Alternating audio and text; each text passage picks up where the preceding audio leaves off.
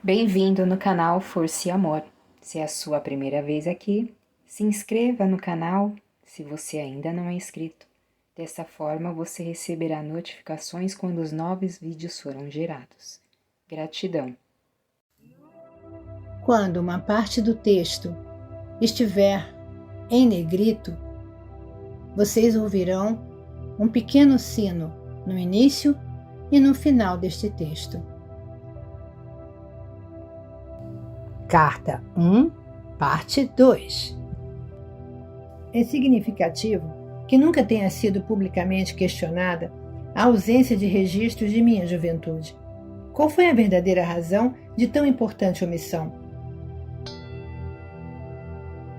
É igualmente significativo que, embora eu tenha passado 6 semanas no deserto depois de meu batismo e tenha saído daquela experiência como um mestre e curador, nenhum escritor tenha tentado descrever o que realmente aconteceu durante aquele tempo. Apenas se disse que eu era tentado pelo demônio, que estava entre as bestas e que os anjos estavam comigo. Não há a menor indicação do que aconteceu no deserto, que me permitiu voltar às cidades e aldeias, proclamando que o reino de Deus está em vocês, e falar nas sinagogas com tal autoridade que os anciãos judeus ficaram atônitos. A verdade a respeito da minha condição humana, por um acordo comum entre meus discípulos, foi suprimida para dar maior credibilidade à minha suposta divindade e ministério. Segundo os evangelhos, eu era o único filho de Deus. Por que então frequentemente eu me referia a mim mesmo como filho do homem? Fiz estas afirmações especificamente para confrontar as crenças predominantes a respeito da minha divindade e para gravar na mente das pessoas que eu tinha a mesma origem física delas. Minha intenção era de que compreendessem que o que eu podia fazer, elas também poderiam, se tivessem o meu conhecimento e seguissem as minhas instruções para pensar e atuar acertadamente. Tantos mitos têm surgido a respeito de minha pessoa terrena e minha consciência espiritual, que já é tempo de livrar-se deles tão completamente quanto possível, uma vez que estão impedindo as pessoas de evoluir espiritualmente. Você, que foi doutrinado com ensinamentos religiosos, deve tentar compreender que meus discípulos evangelistas, ao relatarem minha vida, descreveram somente aquilo de que se lembravam pessoalmente e que apoiava plenamente seus relatos de minhas atividades sobrenaturais. Eles também incluíram muitas coisas que outros disseram sobre mim durante os cerca de 30 anos que se seguiram à minha morte. Depois de tamanho lapso de tempo e do inevitável embelezamento da verdade, como é possível que tenham escrito uma biografia fidedigna a meu respeito e de tudo o que realmente aconteceu, ou explicar corretamente minhas percepções espirituais verdadeiras, as quais deram origem às minhas palavras e meus milagres? Somente uma pessoa pode escrever deste ponto de vista, e essa pessoa sou eu mesmo. Portanto, estas cartas vão levar a você a minha verdade, de uma forma que nenhum espectador poderia fazê-lo, não importando o quanto eles pensavam que entendiam o meu pensamento.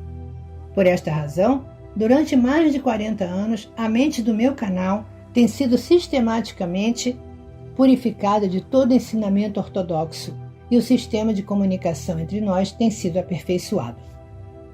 Se minha verdade, expressa nestas cartas, diferir muito do que está escrito no Novo Testamento, há de se duvidar dela ou rejeitá-la por esta razão. Portanto, estou descendo em consciência brevemente, tão perto quanto necessário do seu plano de consciência para descrever minha vida e meus ensinamentos de 2000 anos atrás. Meu lugar na história. Em primeiro lugar, devo assinalar que minha vida e pessoa foram brevemente referenciadas por Joséfo na história dos judeus, escrita para o governador e apresentada ao imperador romano. Joséfo anotou sucintamente que Jesus, que tentou derrubar a lei e ordem e o governo dos romanos, foi castigado e crucificado. Tem-se dito que Joséfo pode ter se referido a algum outro Jesus, mas não é assim. Eu, que mais tarde me tornei o Cristo, que realizou os chamados milagres de cura e materialização, Fui o rebelde. Mas eu não era nenhum agitador.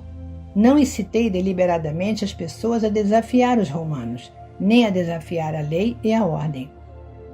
Eu fui um rebelde contra as tradições judaicas existentes. Quando emergi das 6 semanas de jejum no deserto, vi uma forma melhor de pensar e viver, e tentei transmitir o meu conhecimento aos meus companheiros judeus, com pouco sucesso. É importante que você entenda que a pressão da opinião pública pesava sobre meus seguidores, enquanto eles realmente acreditavam que eu trazia uma mensagem aos judeus para salvar a alma, e que eu era o Messias, o Filho de Deus. Eles também eram do mundo, tentando relacionar-se com o mundo da melhor forma possível. Portanto, ainda que conhecessem meus sentimentos contrários às crenças dos judeus, eles não estavam felizes em dispensar o Velho Testamento por completo, uma vez que este tinha apoiado e unido os judeus durante toda a sua história. No interesse de preservar o que eles consideravam valioso nos velhos decretos, suprimiram qualquer descrição a respeito da pessoa que eu era. Meus discípulos e Paulo construíram seu próprio edifício de crenças sagradas, com aquilo que queriam preservar de minha vida e ensinamentos. Eles ensinaram e consolidaram somente o que consideravam valioso para as pessoas, judeus e gentios do mesmo modo os daquele tempo e do futuro. Consequentemente, filtraram o que podiam usar e deixaram de fora a maior parte do que eu chamava os segredos do reino de Deus, pois eles nunca os compreenderam. Tampouco os acharam desejáveis na criação de uma nova percepção do divino, o Pai. Para preservar a crença judaica na salvação do castigo pelos pecados por meio dos sacrifícios no templo, adotou-se a pessoa de Jesus como o supremo sacrifício, que pagou pelos pecados dos homens através de sua crucificação. Esta crença servia a muitos propósitos naquele tempo. Isso deu à minha morte na cruz uma razão válida e heróica.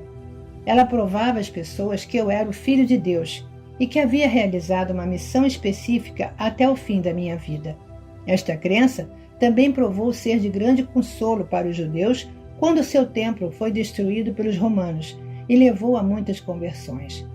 Muitas seitas de judeus e gentios também não acreditavam em vida após a morte. Consequentemente, era altamente reconfortante escutar que Jesus Cristo havia superado a morte e mantido seu corpo. Para muitas ideologias humanas daquele tempo, a vida não era possível sem um corpo. Portanto, vida após a morte somente poderia significar ressurreição do corpo. Isso também manteve meu nome constantemente vivo na mente das pessoas. Eu era a valente figura histórica que havia morrido para assegurar que os homens fossem libertados de todo o medo do inferno e da condenação. Desde que eles acreditassem em mim, poderiam caminhar como homens libertos.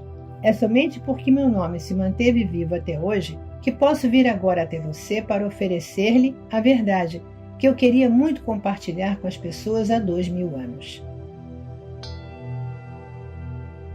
Minha juventude e as experiências no deserto.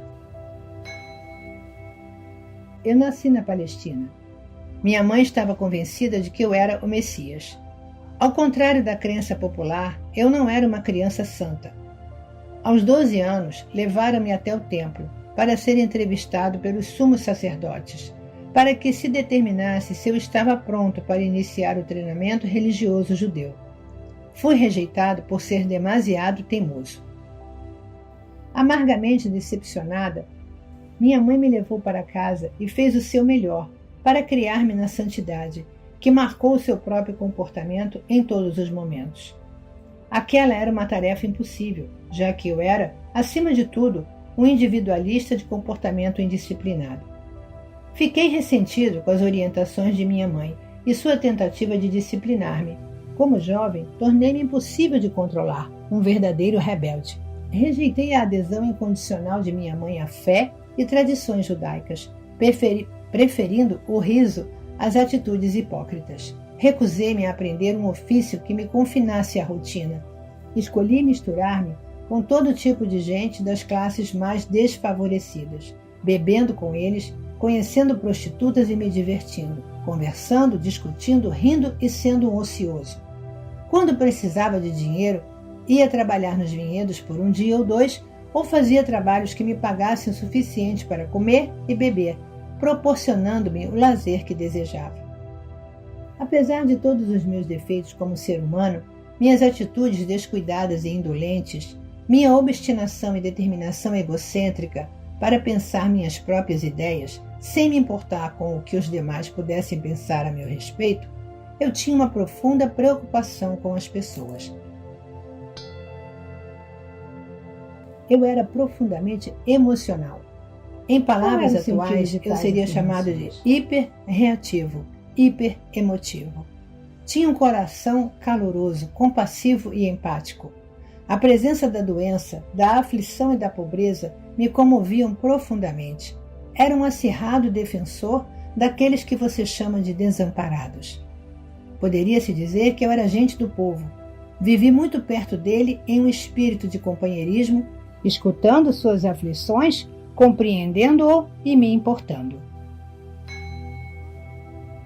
É importante entender minhas verdadeiras origens e minhas características na juventude, pois foram os estímulos que me incitaram, empurraram e impulsionaram a finalmente ser o Cristo. O que mais fortemente detestei e combati foi a miséria, a doença e a pobreza que via ao meu redor.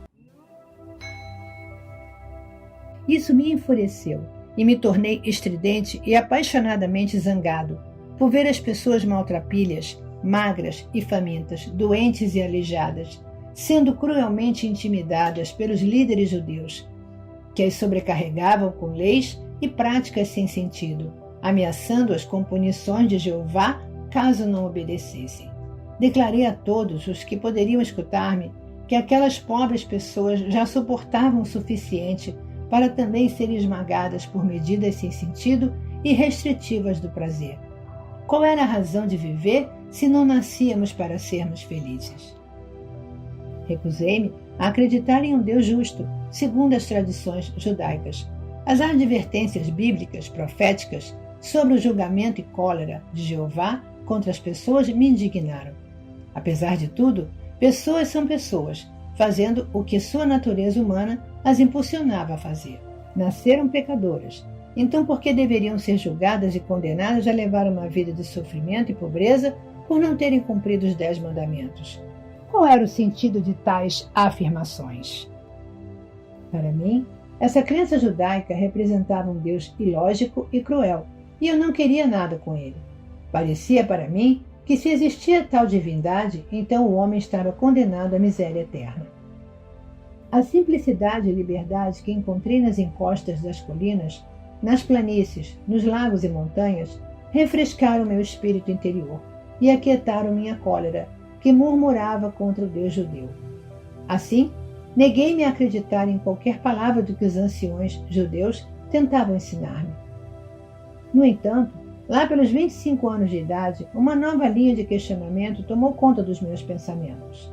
Enquanto eu caminhava sozinho pelas colinas, cada vez com mais frequência, minha rebeldia foi aos poucos sendo substituída por uma ânsia que me consumia, de saber e compreender a verdadeira natureza daquele que, sem dúvida nenhuma, devia inspirar e respirar por meio da criação. Revisei meu estilo de vida e percebi quanto sofrimento minhas ações haviam causado à minha mãe e a muitas outras pessoas. Embora eu sentisse profunda compaixão pelos fracos e sofredores, minha natureza rebelde havia me levado a um comportamento egoísta e sem consideração para com minha família. O amor subjacente por eles brotou em mim e me percebi igualmente rebelde contra meu comportamento anterior.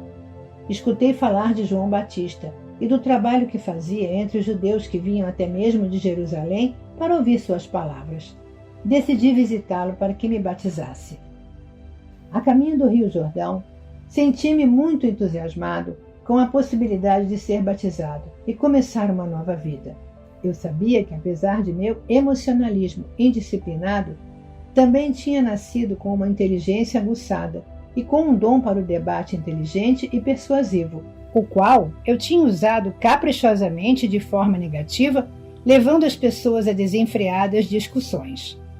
Eu havia jogado fora o meu talento em troca de uma vida de egoísmo, preguiça e prazer. Como resultado, havia perdido todo o respeito dos demais e nem eu mesmo me respeitava mais. Pela primeira vez, isto me pareceu intolerável. Ocorreu-me que no futuro eu poderia e deveria empenhar meus dons naturais para um melhor uso. Ao invés de apenas ficar fazendo barulho, talvez eu pudesse encontrar um caminho para aliviar a carga daqueles de quem eu tanto me compadecia. Até então, eu não havia sido útil para ninguém. Meu batismo. Quando entrei na água do Rio Jordão para ser batizado por João, esperava sentir apenas alívio e a consciência de que pelo menos uma vez havia dado um passo positivo em direção à reforma de meu comportamento. Esperava sentir uma nova determinação para ir para casa e surpreender minha mãe e meus vizinhos com atitudes novas e amáveis em relação a eles. O que realmente aconteceu quando João me batizou foi uma experiência completamente diferente de qualquer coisa que eu poderia ter imaginado possível. Senti uma grande onda de tremenda energia surgindo em meu corpo. Fiquei literalmente chocado com isso. Ao sair da água cambaleando, senti-me elevado em consciência de um modo extraordinário. Um grande fluxo de brilhante felicidade elevou-me a um estado de êxtase. Estava arrebatado e consciente de uma grande luz. Tropeçando, me afastei do rio e fui caminhando e caminhando, sem saber onde estava indo. Continuei e, sem me dar conta, entrei no deserto. Por favor, observe. Minhas 6 semanas no deserto foram um tempo de total limpeza de minha consciência humana. Velhas atitudes, crenças e preconceitos foram dissolvidos. Chegou o momento de compartilhar com as pessoas receptivas tudo o que eu senti, vi, percebi e compreendi, para ajudar as pessoas a abandonarem a velha imagem de uma divindade bíblica. Evitarei me referir a Deus por essa palavra e vou usar uma terminologia projetada para ampliar sua mente, para abraçar aquilo que realmente é, para além de toda forma terrena, cor, som, emoção e compreensão. Esta terminologia se tornará cada vez mais significativa na medida em que você for perseverando na meditação e na oração. O que eu senti quando estive no deserto? Fui elevado no interior de uma luz radiante e me senti maravilhosamente vibrante, vivo e com poder. Eu estava cheio de êxtase e alegria e sabia, sem dúvida alguma, que aquele poder era o verdadeiro Criador, do qual todas as coisas criadas haviam recebido o seu ser. Essa gloriosa harmonia interior, paz e sensação de perfeita realização, nada mais precisando ser acrescentado àquele belo momento, era a própria natureza da realidade, o poder criativo, dando vida à criação e à existência. O que vi, compreendi e percebi quando estive no deserto. Fui elevado dentro de outra dimensão de percepção consciente, que me permitiu ver a verdade com relação à vida e à existência. Vi, lúcida e claramente, o que era real e o que era falso no pensamento do homem. Compreendi que aquele poder criativo que eu estava experimentando era infinito, eterno, universal, que preenchia todo o espaço além do céu, dos oceanos, da terra e de todas as coisas vivas. Vi que aquilo era o poder mental, era o poder criativo da mente. Não havia ponto onde não existisse aquele poder criativo da mente divina. Percebi que a mente humana originava-se da divina mente criativa, mas que era somente uma vela iluminada pelo sol. Às vezes, minha visão humana era tão espiritualmente elevada que eu podia ver através das pedras, da terra e da areia. Estas então pareciam ser simplesmente minúsculas partículas de brilho cintilante. Eu percebi que nada era realmente sólido. Quando eu tinha momentos de dúvida de que aquilo pudesse ser assim, as mudanças no fenômeno deixavam de existir, e muito mais tarde eu descobri que meus pensamentos, se fortemente impregnados de convicção, poderiam causar mudanças no cintilar das partículas, coisa que a ciência chama hoje de partículas carregadas eletricamente, e, portanto, produzir mudanças na aparência da pedra ou de qualquer outra coisa que eu estivesse estudando. Foi naquele momento que compreendi o poderoso efeito que a convicção ou a fé inquebrantável tinham sobre o ambiente, ao exprimir um comando ou mesmo uma crença. E ainda mais impressionante foi a abertura de minha mente, a compreensão em consciência cósmica de que tudo o que havia testemunhado era realmente o poder criativo da própria mente divina, tornada visível no cintilar das minúsculas partículas. Além disso, a aparência de tudo poderia ser profundamente afetada pela atividade do pensamento humano. Compreendi que não havia nada sólido no universo, que tudo que era visível estava manifestando um estado de consciência diferente, que determinava a composição e a forma do cintilar das partículas. Portanto, toda forma exterior era uma expressão da consciência interior. Compreendi que a vida e a consciência eram um e a mesma coisa.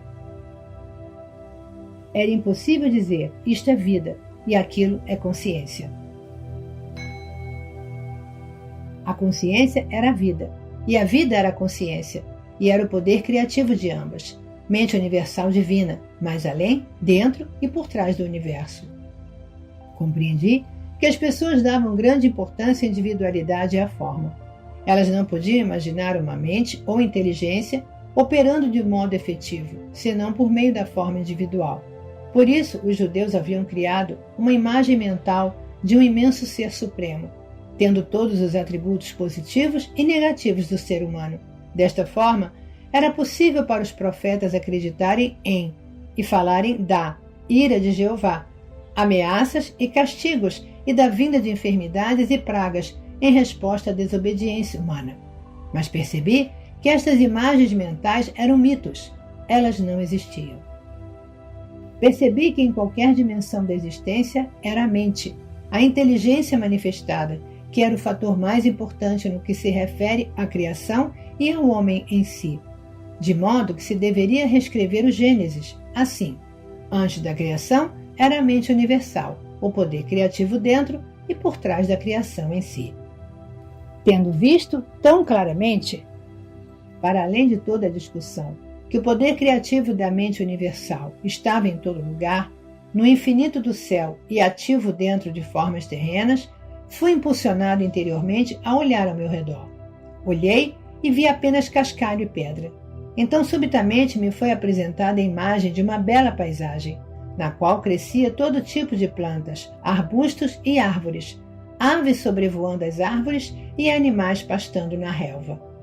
Assistindo a esta visão com admiração, vi que as plantas e árvores, cada uma delas, e sim, mesmo os pássaros e os animais, na realidade eram compostos de centenas de infinitas comunidades de minúsculas entidades trabalhando sem parar. Seus cientistas modernos as chamam de células, em um espírito de total harmonia e cooperação, para produzir a substância e os diversos órgãos dos sistemas internos e o aspecto exterior das entidades vivas e completas.